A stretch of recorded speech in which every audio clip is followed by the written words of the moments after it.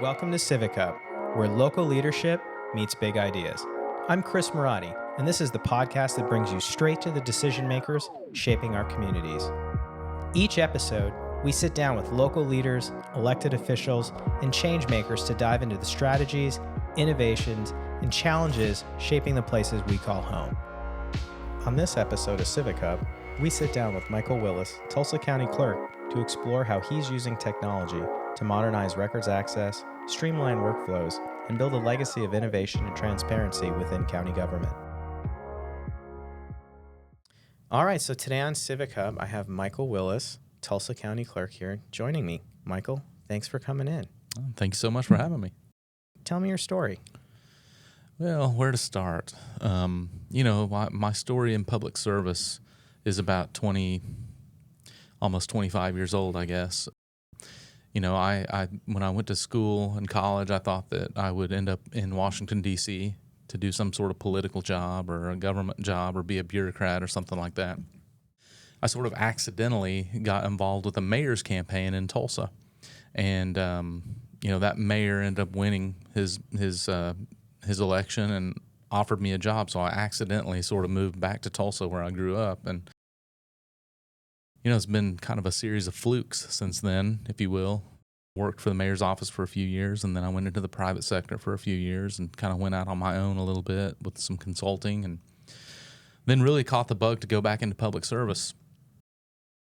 The first way I did that was I volunteered to be a reserve police officer in Tulsa. And so I went through a police academy, served the city of Tulsa for, I guess, about a little over 12 years as a reserve police officer.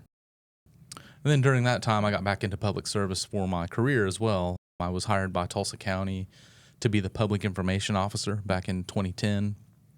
Then I became a chief of staff, a chief deputy to the county commissioners.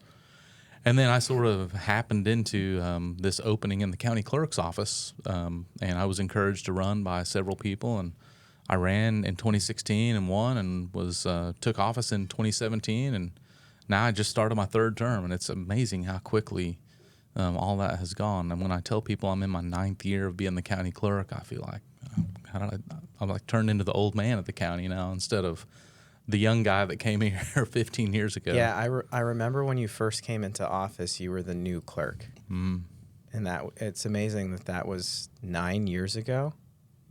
Wow. Yeah. So you knew at a young age that you wanted to do some type of civic engagement or civic service. What sparked that? Was it just an interest in politics when you were in high school, or? I always was kind of interested in politics and public service. Always had fun political conversations with my grandma growing up. We were on opposite sides of the aisle, so that made it kind of fun. Mm-hmm.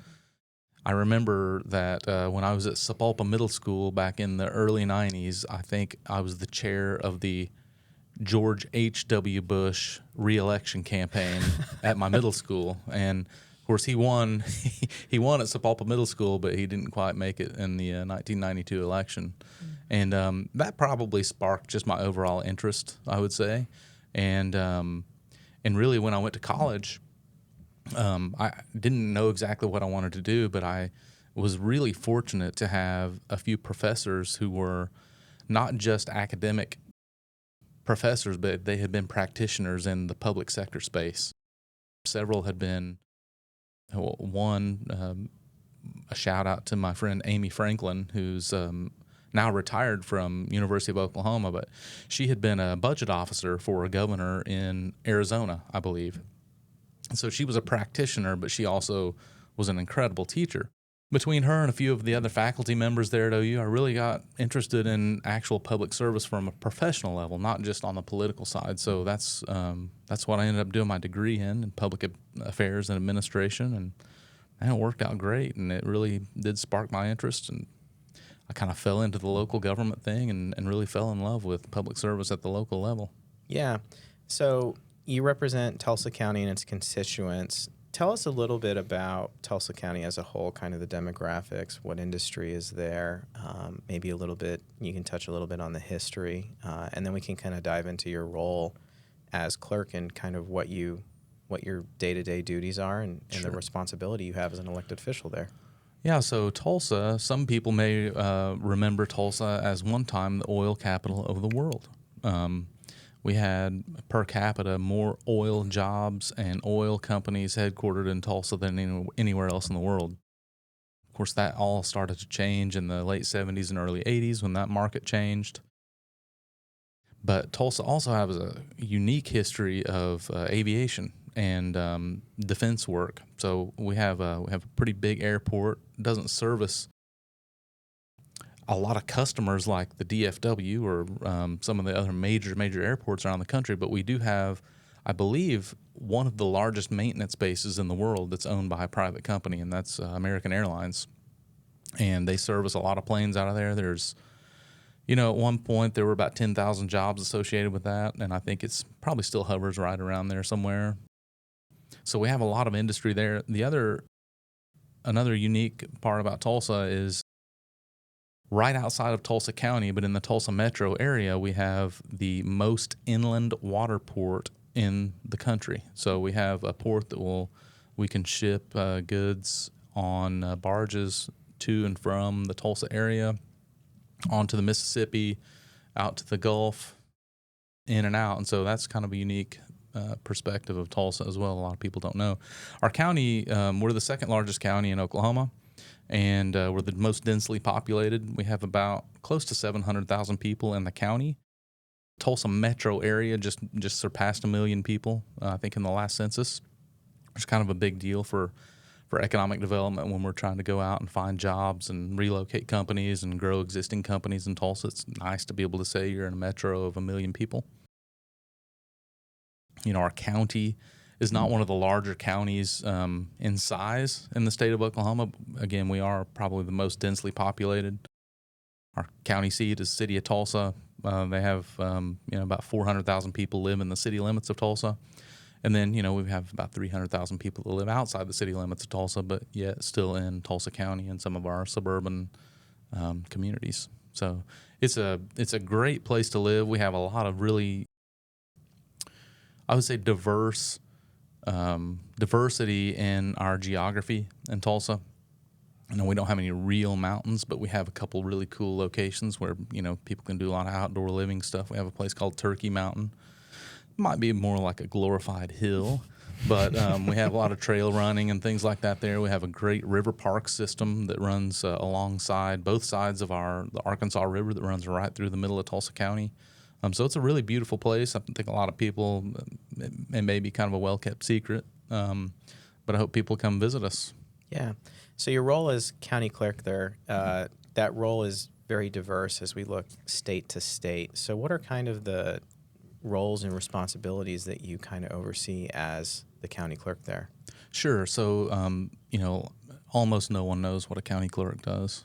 And like you said, it varies from state to state. In Oklahoma, we're pretty standardized across the state. So every county clerk is the county recorder or county registrar of deeds, if you will. So I have about 15 or 16 staff that handle that side of our business. So we record deeds and mortgages and anything that would go into, the chain of title of a property, and some miscellaneous documents as well. If you go back in history, we still have some of the cattle brands from Tulsa County from back in the early statehood times that we still have indexed and, stored in the office. We have military discharge papers as well in the office, like a lot of other county clerks do. On the other side of our business, I essentially operate as the chief administrative officer of the county government. So we handle all of the accounts payable, the budgeting, sort of the heavy-duty accounting, the general ledger, asset accounting, payroll. And then we're the chief records officer also of the county with regard to our boards and commissions. So I'm clerk to the Board of County Commissioners. I act as secretary to a handful of our public bodies that meet. And so we keep a lot of records in perpetuity, whether it's land-based or county business-based records. Does your office ever venture into elections or anything to do with that, or no? We don't, and I'm real glad that we don't have that as part of our service offering. In Oklahoma, each county has an election board, and those election boards are run by an election board secretary, and they actually answer they kind of sort of answer to the county commissioners, but they also answer to the state election board. So we do handle administrative work for them. We pay their bills for them. We make their payroll and all that kind of stuff. And they're one of our partners, our internal customers at the county, but I don't have any direct oversight over elections. So since you interact with a lot of the boards and you probably have a lot of unique relationships with people across Tulsa County, how do you maintain those relationships that to ensure that you have a good working relationship with your commissioners and other departments that your office may interact with? Well, I do that by attending lots and lots and lots of meetings. So when my kids ask me what I do every day, I'm like, well, I had 5 meetings today. And, I try to focus on personal relationships as much as I can, because I think that's the best way to be able to maintain a good rapport with people you have to work with every day. But I do attend a lot of meetings, visit with lots of people. Puts me behind in my work, but that's what I do in the evenings. Before I go to bed, I try to catch up on my emails from the day. And anyway, so visiting with people and just ensuring that we keep the wheels of government turning is important to me, and that's the best way that I kind of manage my relationships with some of my colleagues and partners. Yeah, so just staying visible and engaged. Mm-hmm. When you came into office 9 years ago, what was kind of have you seen any drastic change or technology innovations or implementations kind of during your tenure? And if so, how does that affect your office, and ultimately, how does it affect your constituents and the general public at the end of the day? So we've made enormous changes in Tulsa County over the past 9-10 years. We did business with one company that for our finance and ERP related business at the county, which my office is kind of the product owner of. We made a change to go to a cloud-based program for that, where a whole lot of our processes are now workflowed. Created a much better business process for us, especially on the finance, payables, HR, payroll side of our businesses. So that was a major change that we undertook. We also changed our software vendor for our land records. We now use a company called Harris. They have a product called Acclaim. It's been really great for our customers and for our staff.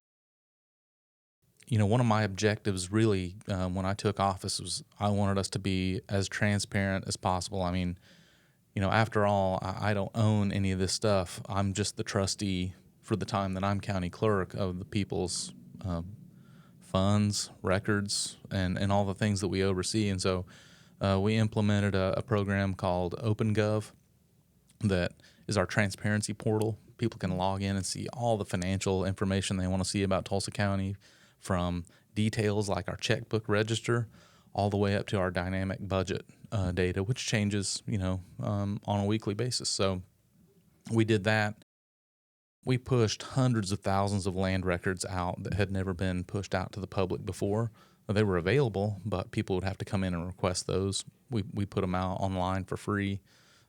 Historical documents such as plats, old tract indexes. We just scanned them and put them up online and threw them up there so people could come do genealogy research, and people responded well. The other piece, we actually charge for remote access to our current land records, and that's been an issue that is maybe a little bit controversial because those records do belong to the people. Now, they still can come in the office and access those on our public terminals, but we charge a nominal fee of I think $10 a day or $30 a month to be able to access our active directory of land records. But I also wanted every person in Tulsa County to have ready access to easily be able to find their deed to their house. And so we launched a program called Locate, and it's misspelled, but it's LOCCAT, and I think it stands for Land Records Organized by County Clerk, Assessor, and Treasurer. And it's essentially a map that looks kind of like a Zillow-type map. Is this your GIS overlay? It is our GIS overlay. So I remember when you guys were talking about it, developing it, so that is now online and implemented? It's online, ready to go. It's a fantastic tool. Whether you just want to look at a copy of your deed, or if you want to look and see who actually owns the property next door to you, you can pan into you can search by address. You can pan in by just using the map like you would on another map-based program online. All the lot lines are drawn out for you. You can click on that, the parcel, and it will pull up information about ownership of the property, the last several deeds that have been filed. And then also they can link to our treasurer's office to see what the tax status is of the property, and our assessor's office to see what records they have attached to the same property. So it's kind of a one-stop shop for lots of things. It's not the be-all, end-all of every record. You can't pull every record that's ever been recorded on that property, but there's a lot of stuff there available. The average person pretty much covers everything that they would want to see about their property. Yeah, that's a great system because, historically these legacy software systems require you to, know the instrument number or know your plat subdivision number. Nobody knows that. No one knows their legal description. Yeah, nobody knows their legal description of a lot, block, line, and some subdivision name that they probably haven't heard in 30 years. And, people want to go to a Google Map type environment, just click on where they think their house is and have their information pulled up. I remember when you were building that out I think I remember 4 or 5 years ago seeing it and was intrigued because you guys were building it in-house, right? We used a software vendor to help us, but we did a lot of the components internal to us. And, a lot of it really is just creating links to data that we already had available. Yeah. But the software vendor, they reacted to your idea. They didn't approach you, correct? Like Correct. You went to them and say, "Hey, this is what I want. Build it." Yep. Yeah, that's amazing. That's kind of true innovation in the market. We don't see that too often. I know of a few examples of other counties around the U.S. that have tried to do in-house development, and it's been challenging to say the least for them. But that's really, really interesting that you've got it online. And as soon as we hang up here, I'm going to go play with it. Oh, yeah. I hope you do. Yeah. Give me some feedback. Yeah. Are there any additional features outside of just viewing and access? Like, does it potentially have like an option to track if there's a change to a deed, or if maybe someone?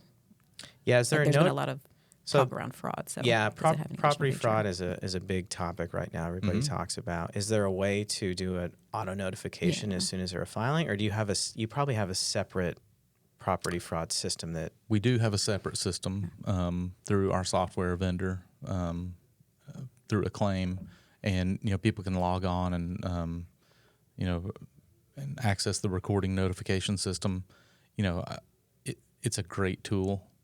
Oklahoma doesn't have a whole lot of property fraud like some other states, especially in the sense that some other states do. I know we've studied the occurrence of this in states like Michigan and Arizona and lots of states across the country that have experienced a lot of this actual title theft. We don't have as much of that. Oklahoma's, I think, one of 2 remaining abstracting states. And our mortgage industry is very locked down. They will not loan anyone any money if they just show up with a quit claim deed in their hand and say, "Hey, I own this property and I need you to loan me $100,000 on it."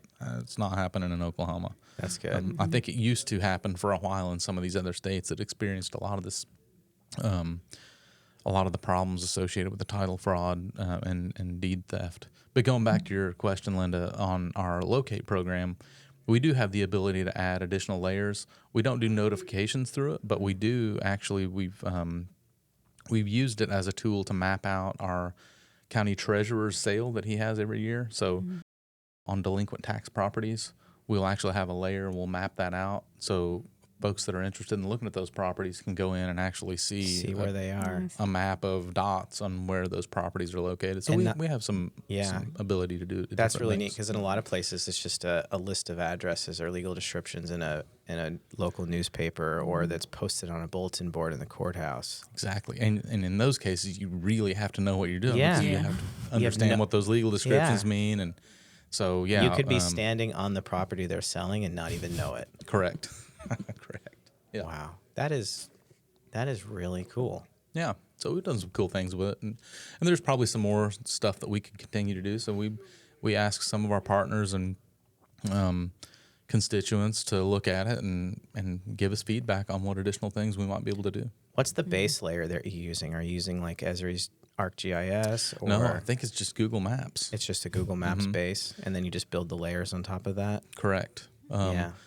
It's worked really well, and I will say we looked really heavily at GIS. I've looked at a lot of people's GIS product that they put out to be able to navigate, and it's probably better today, but it's really for people who are in the know about how to use ArcGIS, and it's not super user friendly. Yeah, the general public probably can't log into an ArcGIS system and understand what the base layers are. Right. Someone that's an engineer could map out utility lines, water lines. Like, it's an extremely powerful software. Yeah. But if we could, I wouldn't say dumb it down, but get it to the point where it's really user friendly and have your overlay on it, exactly what you did. I think that's, if I was in the software space, I think the future of software recording systems is a GIS overlay model where you just pull a map up and you go to the street address and you just click on the property and the entire abstract history pulls up. It links to every other office. Because it's one courthouse, it's one family. The data should all live together and not be gated or siloed. So the fact that you've got, basically 3 departments sharing data, that doesn't happen a lot in county government. That's, for the folks listening, that's a great way to break those silos down and start sharing your data. It used to not happen a whole lot at Tulsa County. I mean, thankfully I have a couple of elected colleagues now that are willing to play together and provide a better product that ultimately impacts our taxpayers and customers. I mean, that's what it's all about. So yeah, because now you don't have to go to 3 different websites and try and find all this other stuff. In Texas, it's real goofy. You have a separate body that's the appraisal district. Yes. Which people get that confused with the county, and it's kind of the county, it's kind of not. It's really mind-blowing how much people don't really understand how local government, how recordings, and how their really important records are housed and stored and where the data is and how to even get it. So yeah, that's true. Fascinating. Are there any additional technologies that you're looking to implement, or maybe you've seen some colleagues do some really interesting things that you want to try and bring in? Well, we're real interested in the development and deployment of AI and machine learning in local government. I probably can't say a ton of stuff about it right now, but we're working on a project that might allow us to have a little bit more of a conversational style of offering of our records available, whether it's a land record or a record of a contract that our county commissioners passed in 1995 to build a jail or something like that. So we're looking at the ability to implement some AI components into our records management, and maybe not so much our records management, but our records access from people who their daily life does not revolve around looking into or accessing some sort of government record, whether it's a financial record from Tulsa County or whether it's a contract that the state of Oklahoma had for, concrete and asphalt services, to a land record. And people just don't know a lot about how to access these things. And even when we are transparent, like we are in Tulsa County, a lot of people may not know exactly what they're looking at. So I believe that it's my duty to use every tool available to make the data and the information as accessible as possible. And hopefully the future of that means that, at some point someone could log on to one of our websites at Tulsa County and just type in a question or speak a question and say, hey, tell me about Tulsa County's asphalt contracting. And, an AI tool could help generate a pretty robust response to that would talk about the different asphalt plants we use to buy from and the types of asphalt we use to lay on certain types of streets and those sorts of things. So that's what I'm interested in the future. It's probably going to take a little bit of development. We're a little bit slower at the government level, even though we try to make things happen as quickly and as well as we can. But those are some of the things we're looking at for the future. Yeah, having a chatbot conversation search engine to research the data, that's probably the future as well. Yeah. People don't go to click boxes and know the grantor, grantee, and the meeting minute date of what they want to find. They just want to go to do a Google type chatbot search and say, hey, tell me about this. And then you need to be ready to have your data, already be in a language learning model and abstracted and OCR'd, and sounds like you guys are doing Correct. some cool stuff there. Yeah, we're working on some stuff. Yeah. That's a great idea. Anything else, Linda? I did have a question, like going back to you having a background in public safety. How did that influence the way that you approached your work coming in? Well, I think it influenced, some of the real basics of running an office as far as safety and security. In a lot of people probably don't recognize in county clerks' offices or county recorders across the country, we deal with sovereign citizens from time to time.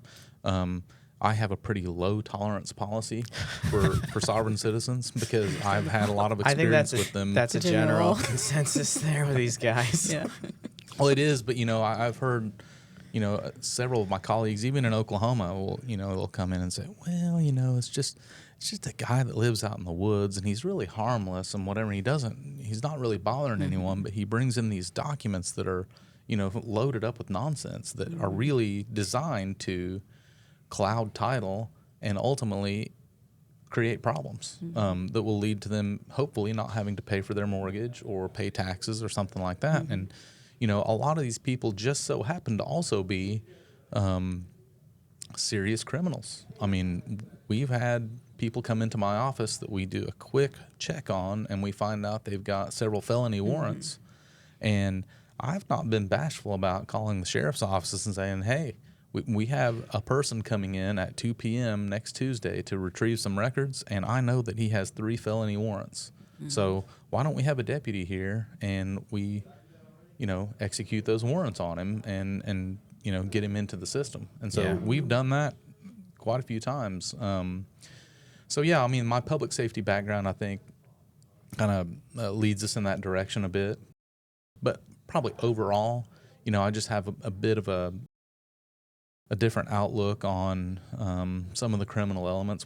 In Oklahoma, we deal a lot with notary fraud.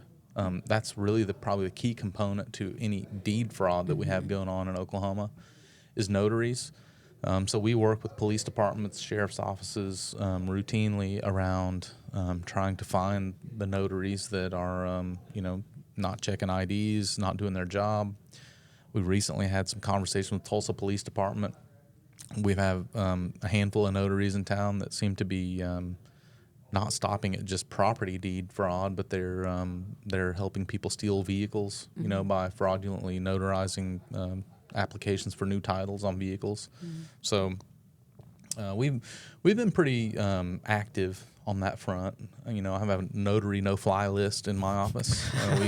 We refer to the notary terrorists. Yeah, I mean, anytime we get an over-the-counter quitclaim deed into the office, we make sure to look at who the notary is, and if they're on our notary no-fly list, then we don't accept that deed. What do the consequences look like for a repeat offender like that? Funny you ask. So we actually went to the legislature a couple of years ago because there was really almost no recourse. If we could get a district attorney to... And someone could lose their car. They could lose... Yeah. They could lose their... potentially, for a time, maybe, potentially lose their real estate. Now, I'm not sure we've had an actual episode where someone who was living in a house actually lost that house to someone that committed fraud. But we have had several instances where a fraudster will... be able to move title based on the fact that, an elderly person is transitioning from living there to Assisted assisted living or living, something. yeah, or a family member that there's a caretaker involved that has coerces someone into to signing a deed over to someone that they otherwise probably wouldn't have done. So we have had those instances, but back to the original question, we went to the legislature and asked for some reform in terms of what we do with our notaries, and so we created the Notary Enforcement Act a couple of years ago. We could only get it classified as a misdemeanor crime, which I was real irritated about, and I actually have an active bill this year to enhance that from a misdemeanor to a felony, because we're talking about people's actual things. Yeah. In Oklahoma It's a real theft. Yes, if someone goes in and steals more than $1,000 worth of merchandise from a store, they get charged with a felony. But if someone helps someone steal a $20,000 vehicle, they're just going to get a misdemeanor. That doesn't make any sense. So we've worked pretty hard to try to make that happen, and we're continuing to develop that. But we do at least have now that tool to dissuade some notaries from doing some of the things they were doing.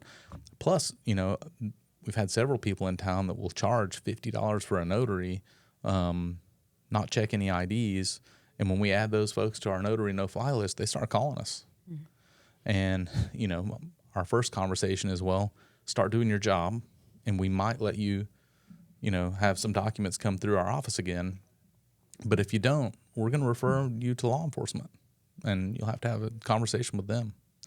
So, yeah, we're pretty aggressive and serious about protecting our customers and constituents as much as we possibly can. So that certainly is part of my public safety background, I would say. So if there's an elected official out there listening and they want to kind of follow course and say, I have a good idea, I want to do some legislative changes, what's that process look like, and how do you navigate it? How do you get support? How do you draft bills? What's that process look like? And it sounds like you've done it. You have some previous experience with it. Yeah, I've done it over the years. I think identifying a problem, is the first place you start with any of this. Identifying a legislator, in our case, a state rep or a state senator who's willing to, who's sympathetic to the problem, and knowledgeable enough or willing to learn enough about the problem to be able to be smart about it and talk about it on the, on the House or Senate floor or in committee or whatever. And then just start building your stakeholders. A lot of this stuff is not like rocket science or brain surgery necessarily. So, building consensus with the elected folks is usually not too hard. Sometimes we get stuck in the process of things. We've had issues where, this bill I talked to you about, the Notary Enforcement Act, we started out asking it to be a felony. One of the legislators involved with really a main part of the process, a committee chair, is the one who asked for it to be reduced to a misdemeanor. I think he was kind of concerned a little bit because he's an attorney and also a notary, and he didn't want to have himself stuck in a situation where he may have accidentally notarized something and then, gotten in trouble over it. And our notary laws in Oklahoma are a little bit different from some other states. It's super easy to be a notary in Oklahoma. I think you pay $125 and you have a little surety bond attached to it, and you get your notary seal. Literally, I'm not a notary, but I could go to an office supply store down the street and order myself a notary seal and start acting like I'm a notary, and probably could do that without getting caught for quite a while. Our notaries are supposed to be registered with the Secretary of State. We check all that all the time. We routinely find people that aren't even registered. So, Wow. Anyway, that issue, kind of getting back to your original question though, we routinely work with our legislators, and we've got a great group of legislators in the Tulsa area that have been willing to help push some of our issues forward, and we've been pretty successful over the years. How long does that process take from kind of inception to, let's say the governor signs it? What are we looking at? The quickest you can do it really is I mean, from inception, it just depends on when you come up with the idea or the policy change you want to make. But there are deadlines that happen for bill filings, and those are in Oklahoma are in early December, I believe. Then our legislature convenes in early February, and they adjourn generally by the end of May. So it's a fairly tight window. You got about 5 months of really working your issue. But, if you can get your issue through the legislature fast, then you can get the governor to sign it fast. I mean, it can be done within a couple months. A lot of the issues, though, I mean, they take some time, and unless you have a major issue or a crisis tied to your legislation or something that just everyone wants to get done super fast, a lot of the times it takes the full cycle of the legislative session to get it completed. So backing up a little bit, you were in office when COVID hit. How did that kind of affect the courthouse? How did you guys respond to the pandemic? Did it disrupt anything, or was it fairly easy to navigate? Well, first of all, it created a time warp for me. I almost don't remember my 4-year term from 2020 to 2024. We were in process of lots of our change projects. Our ERP system that I mentioned before, we had just started the implementation, or we were actually approaching the implementation of that. We had to change gears for that. We, for a few months saw way fewer customers in the office. And so on our land record side of the business, that pushed up our e-recordings a lot. I think, probably going into the pandemic, we may have recorded maybe a quarter of all of our documents electronically, so through one of the e-recording partners. After that, it was probably up over 50%. So that was kind of an interesting thing, and it has continued to be that way. So we have seen a few less people in the office. And, really, I think the benefit, if you will, of the pandemic is that it allowed us some time to really kind of understand how we would respond in a crisis as a staff. So I've probably gone too long here without saying how incredible my staff is. I have 6 division directors and about 41 people that work for me in total, full-time, and then a handful of part-time folks. They are awesome. Every one of my division directors is way smarter than me, which is what you want to have.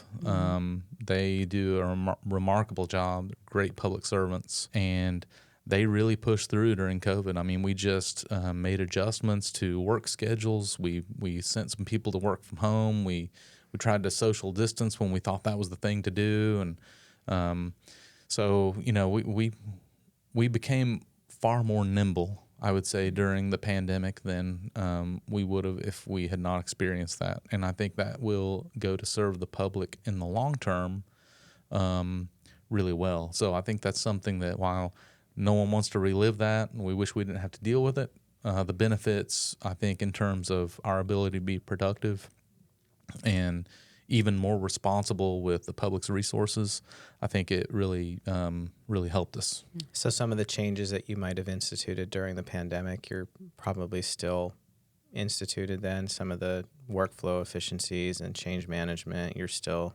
embracing. Certainly, and one of our major components, and one of the reasons we wanted to change our ERP system away from a non-cloud to a cloud-based system with workflows, is that we literally can do our work from just about anywhere. So whether it's a pandemic type condition or we have some sort of natural disaster, we can essentially pick up our office and move to just about anywhere, and after just a little bit of time, we can be up and running, making sure that the county's business gets done. Same on our land record side of the business. We could set up a recording office almost anywhere in Tulsa County or outside of Tulsa County if we had to. And so, we've utilized some of the conditions created by the pandemic and other things to make us certainly more nimble and accessible. Yeah. Being able to be agile and move quick is a really good value proposition for your constituents. and for the county. It's just a benefit for everybody. And it's not something government is really known for, Not generally, but not at all. We're trying to be that for sure. Very, very cool. All right, Linda, do you have any other questions? Yeah, I've got one. Okay. So in 30 or 40 years, if you were to ask someone to sit down and kind of describe what your time in office looked like, what would you like for them to say? Well, I would like for them to say that my office came a long way in the amount of time that I was there, that I left it better than I found it. And I know everybody says that, but, when I inherited this office, it was kind of an interesting time because I think a bit of a shift happened. I'm a far different type of leader and manager than probably my last two predecessors. And they were great people who did lots of things to push the office forward. But, I'm genuinely interested in people and my staff. I communicate with them a lot. We talk a lot about what future plans look like. I know that some people are going to be career county clerk office people, but a lot of people are not, and we might just be one stop on their path of their career. So I'm always interested in what gets people interested about where they want to be, in 5 years, in 10 years. I've had people come through that worked for me for 2 years and then went to law school, or worked for a few years and then decided they wanted to be a psychologist or a police officer or something like that. And, I think if no one remembers anything that I did around projects or technology upgrades or putting all these hundreds of thousands of land records out for the public's use or anything transparent, I hope they would remember that we had a really incredible team and that I supported my people in getting them from point A to point B. Whether their point B is there at the county as a public servant or whether that is, achieving their dream of becoming whatever they want to be. I hope that people would remember my approach to service in that way probably as much, if not more than anything else. Great answer.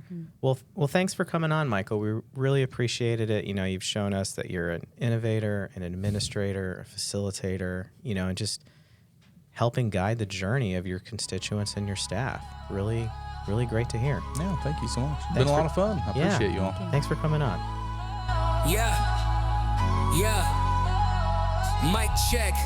It's co-file Chris with the clarity, breaking down the system like a tech barbarity. Civic Hub's live surfing knowledge like a tsunami, rolling through the info smooth Maserati. Civic vibes, we innovate and elevate. Local government shift, let's recalibrate. Tech meets transparency, the gap we abbreviate. Civic Hub anthem, come participate. Street lights buzzing, city halls we navigate. Machines in the council throwing out the candidate. Blockchain buzzing, Chris gonna moderate. Algorithm steering votes, lines automate. Plug in, gather round his pod like it's holy. Future blueprint drafted digitally solely. Ideas hatch quick, think it's gotta be Goldie. The Civic Hub thrives where the minds are moldy. Policy precision sharper than a switchblade. Red tape slayer, break it open with the upgrade. AI council, tech dreams don't cascade. We building the future, bricks cut from the data spade.